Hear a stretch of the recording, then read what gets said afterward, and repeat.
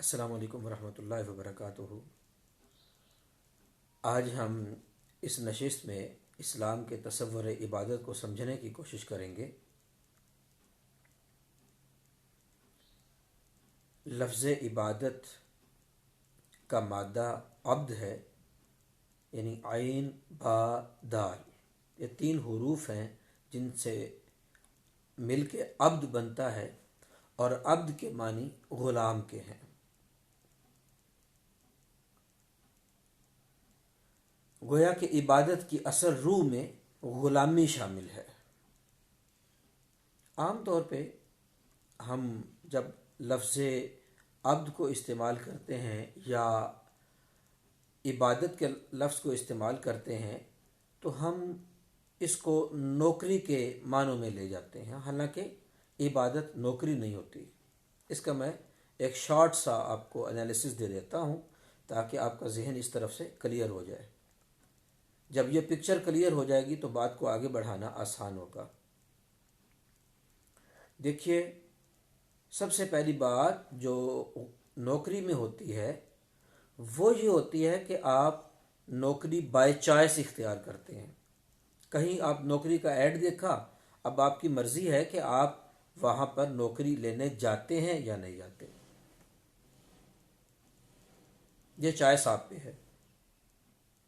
پھر آپ چلے گئے، آپ نے اس نوکری کو قبول کر لیا، آپ کا وہاں پہ ایک ایگریمنٹ ہوتا ہے۔ وہ ایگریمنٹ کیا ہے کہ تم نے اتنے گھنٹے کام کرنا ہے، اس کے عوض تمہیں اتنی تنخواہ ملنی۔ لہذا یہ تین بنیادی باتیں طے ہو جاتی ہیں۔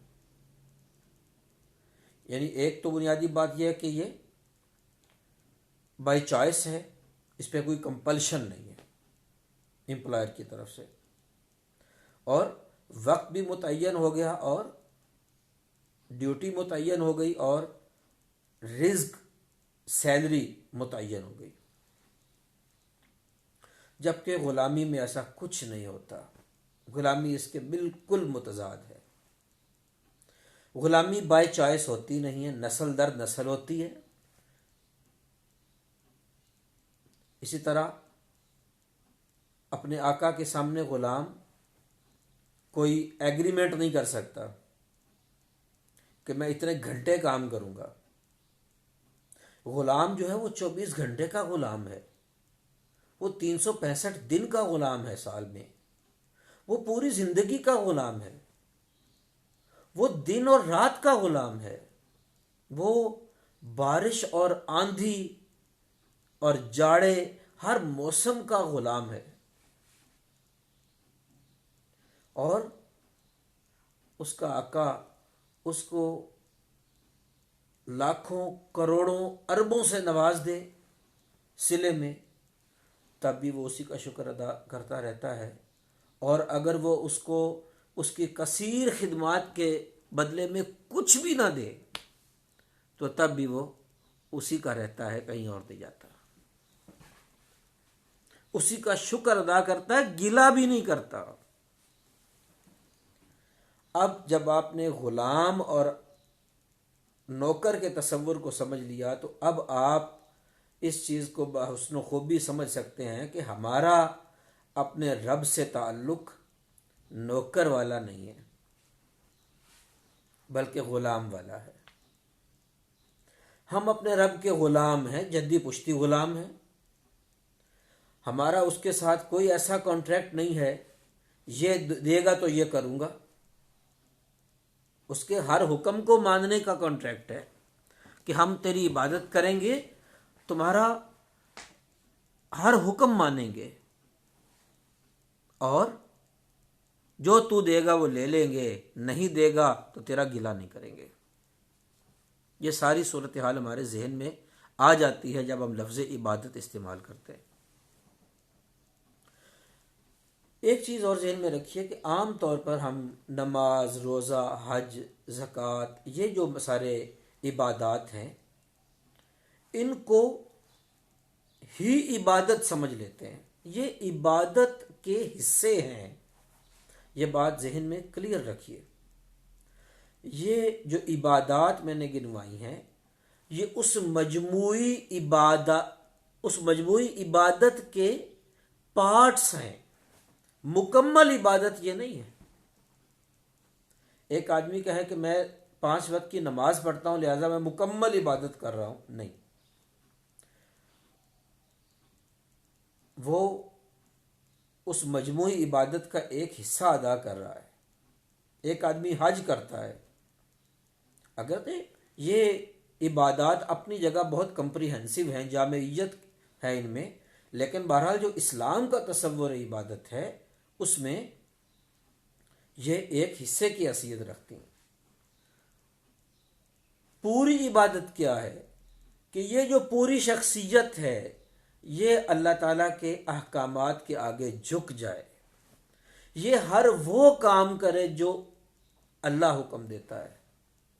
میرا رب کون ہے، میرا لارڈ کون ہے؟ رب کے لیے لفظ لارڈ انگلش زبان کا، یہ ذہن میں رکھیے گا، آپ کو سب سے بہترین معنی ملیں گے۔ میرا لارڈ کون ہے؟ اللہ ہے۔ میں اس کا سلیو ہوں، لہذا لارڈ اینڈ سلیو کا جو ریلیشن شپ ہے وہی میرے رب اور میرا ریلیشن شپ ہے، وہی میرا اور اس کا تعلق ہے۔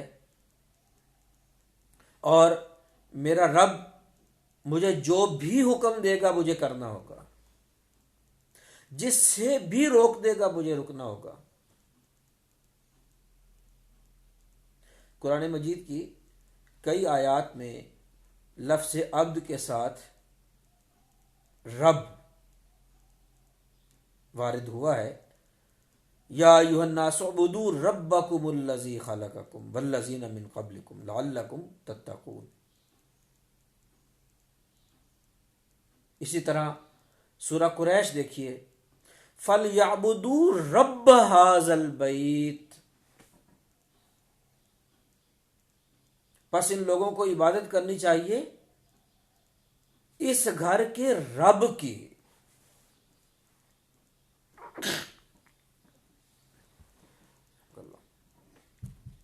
تو جب ہم بات کرتے ہیں عبادت کی تو اس کا تصور لمیٹڈ نہیں ہے۔ عبادت ایک ان لمیٹڈ تصور کا نام ہے۔ دن رات عبادت میں گزرے گا، 64 گھڑی عبادت میں گزرے گی۔ میرا رب مجھے جو بھی کہے گا مجھے وہ کرنا ہوگا، اور اس عمل کا نام عبادت ہے۔ اس میں کوئی فکس چیزیں نہیں ہیں کہ یہ کرنا ہے یہ نہیں کرنا۔ میرا رب مجھے جس لمحے جو کچھ بھی کہہ دے گا وہ میں کروں گا، اور یہ میری عبادت ہے۔ میں نے بندہ بن کے وہ کام کیا نا، وہ کام کرتے ہوئے میرا سٹیٹس، میرے دل میں میرا سٹیٹس کیا تھا؟ بندگی کا سٹیٹس تھا۔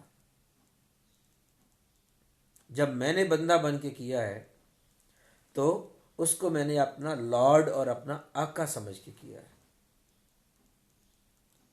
جب اس کو لارڈ سمجھ لیا، اپنے آپ کو بندہ سمجھ لیا، تو یہ عمل جو ہوا ہے یہ عبادت ہے، یہ بندگی ہے۔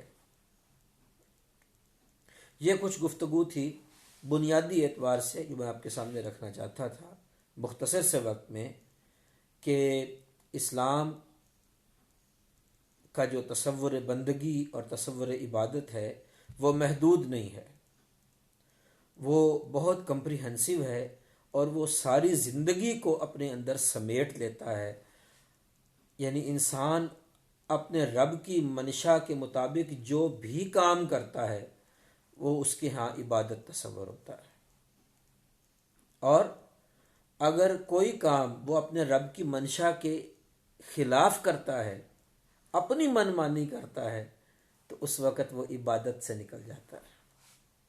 وآخر دعوانا ان الحمد للہ رب العالمین، والصلاة والسلام علی سید الانبیاء والمرسلین۔